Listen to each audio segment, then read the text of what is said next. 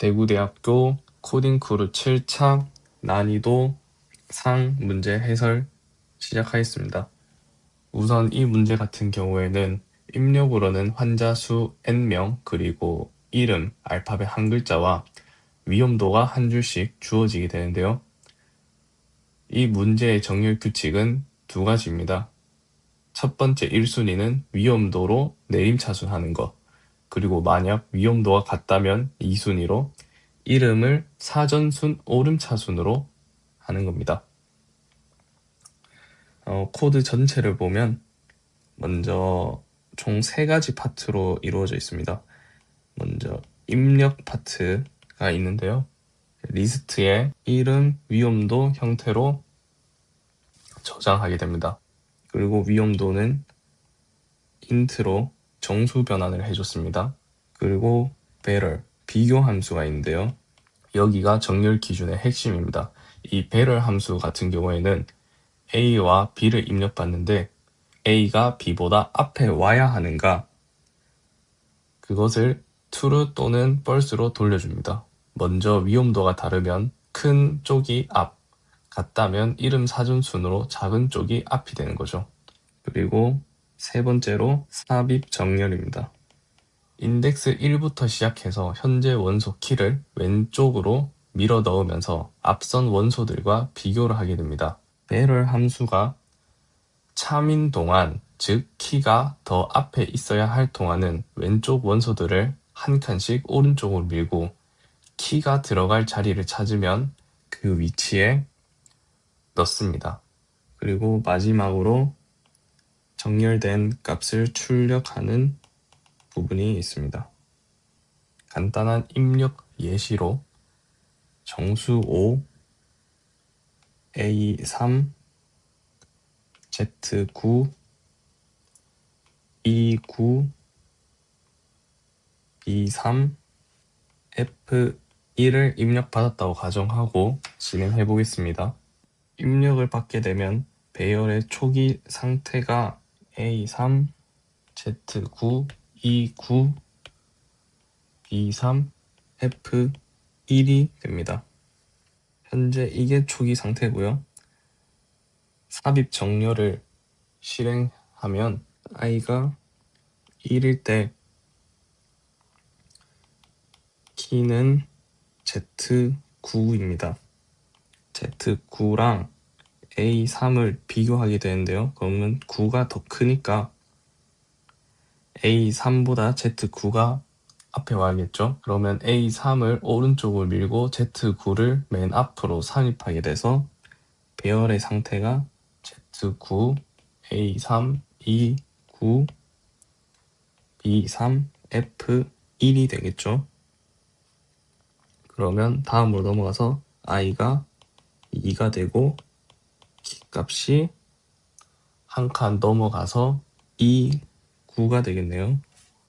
A3이랑 E9를 비교하게 되는데 E9 위험도가 더 크니까 E9가 A3보다 앞에 와야겠죠. 근데 여기서 Z9랑 E9 중에 E가 사전순으로 더 앞이기 때문에 또 E9를 Z9랑 바꿔줘야겠죠. 그래서 E9, Z9, A3, B3, F1이 됩니다. 이제 i가 3이면 키 값이 원래 이 위치였는데 한 칸 이동하겠죠. 그러면 키는 B3이 되겠죠. 그러면 A3과 B3을 비교하는데 위험도가 같으니까 이름을 사전순으로 비교했을 때 A가 더 크네요. 이동이 없습니다.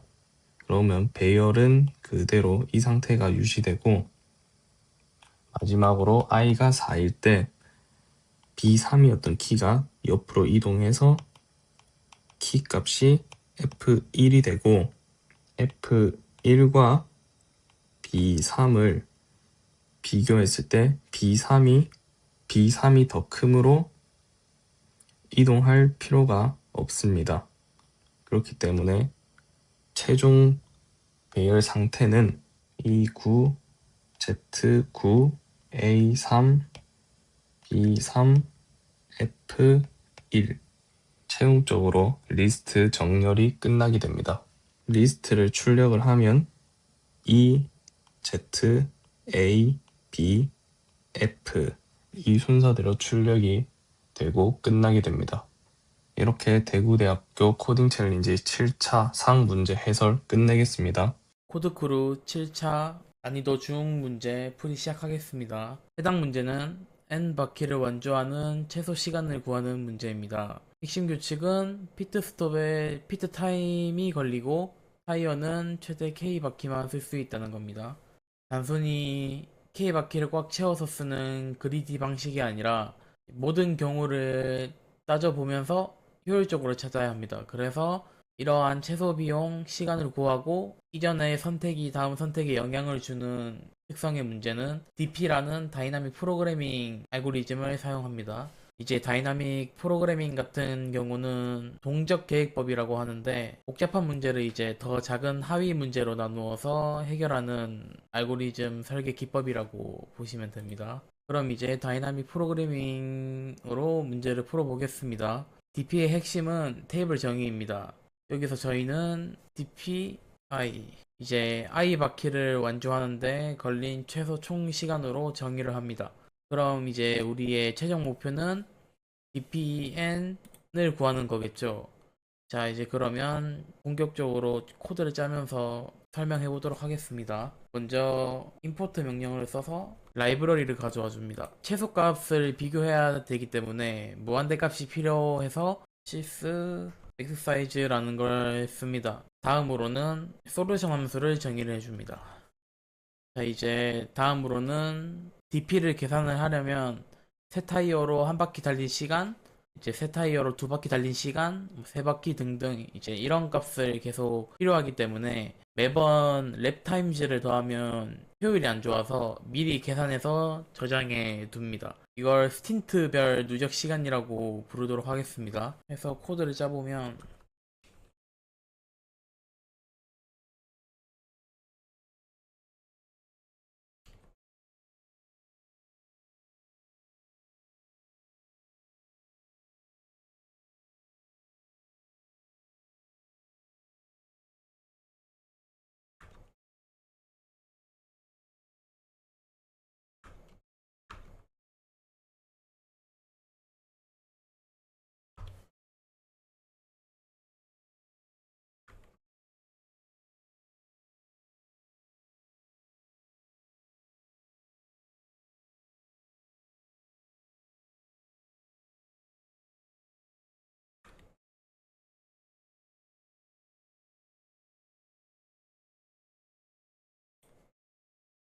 네, 이제 이렇게 코드를 짜주면 스틴트 타임즈 1은 한 바퀴의 시간, 이제 스틴즈 타임 3은 세 바퀴. 네, 이렇게 코드를 짜줍니다. 다음으로는 이제 본격적으로 DP 테이블을 만들어 줍니다. 크기는 n 바퀴까지 필요하니까 n 플러스 1로 만들어 주고 최소값을 찾아야 하니 무한대, 즉 sys.maxsize로 꽉 채워줍니다. 이렇게 코드를 짜주고 그리고 이제 DP에서 가장 중요한 게 베이스 케이스라고 시작점인데 DP 대괄호 0은 얼마냐면 0바퀴 완주 시간은 0초라는 뜻입니다. 그래서 여기서부터 모든 계산이 시작이 되고요. 그래서 지정을 해주면 DP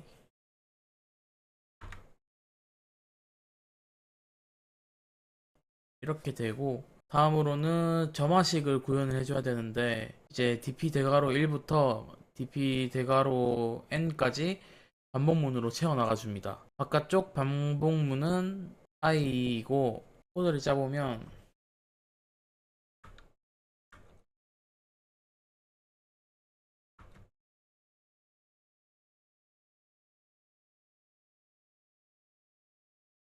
자, 이제 다음으로는 i바퀴 완주 최소 시간을 어떻게 구하냐면 i바퀴를 완주하려면 직전에 s바퀴 1에서 K짜리 스틴트를 달렸다고 보면, 그럼 그 전 상태는 i-s 바퀴였으니까 이 s가 1일 수도 2일 수도 k일 수도 있습니다. 그래서 이 모든 경우를 안쪽 반복문 s로 시도를 해줍니다.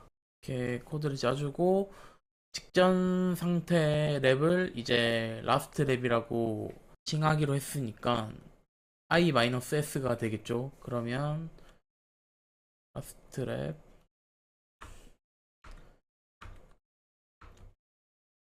이렇게 적어줍니다. 여기서 만약에 예외 처리, 만약에 i가 3인데 s가 4일 경우 라스트 랩이 음수가 되잖아요. 그러면 이런 경우에는 불가능하니까 컨티뉴로 넘겨줍니다. 이제 가장 중요한 부분인데 라스트 랩에서 i 랩까지 오려면 피트 스톱을 해야 됩니다. 하지만 딱 한 가지의 예외가 있죠. 바로 첫 번째 스틴트, 즉 라스트 랩이 0일 때 명백히 이제 출발선에선 피트 스톱을 하지 않습니다. 그래서 이 경우만 피트 타임을 0으로 처리를 해줍니다. 자, 이제 그럼 i 바퀴까지 오는 한 가지 방법의 총 시간을 계산을 할 수 있게 됩니다. 라스트 랩까지의 최소 시간 더하기 피트 스톱의 비용 더하기 새 타이어로 S 바퀴 달린 시간. 자, 여기서 지금 드래그한 부분 이 값과 DPI에 이미 저장되어 있는 값 아마 무한되겠죠? 이 둘 중에 더 작은 값으로 갱신을 합니다. 그래서 민 함수를 써주면 되겠죠? 다음 줄에 DP 민 함수를 써서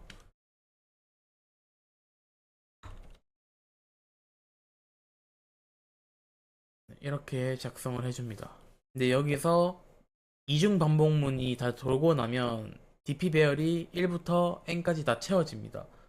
근데 이제 우리의 목표는 dpn이었으니까 마지막으로 dpn을 반환해줍니다.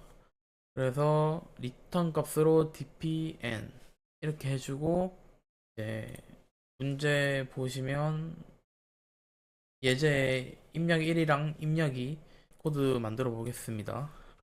한번 돌려보겠습니다. 코드를 돌려보면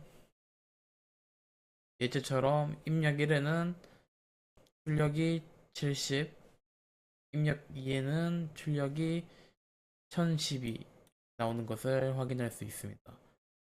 이렇게 해서 문제풀이 마치겠습니다. 안녕하십니까. 7주차 하난이도 담당 박상혁이라고 합니다. 이번 문제는 모음 필터링 사전 정리하기 문제입니다. 주어진 단어 리스트에서 E, I, O, 네 가지 모음이 하나라도 포함된 단어는 모두 제외하고 조건을 통과한 단어만 사전 순으로 정렬해서 반환하는 문제입니다. 핵심 포인트는 두 가지입니다.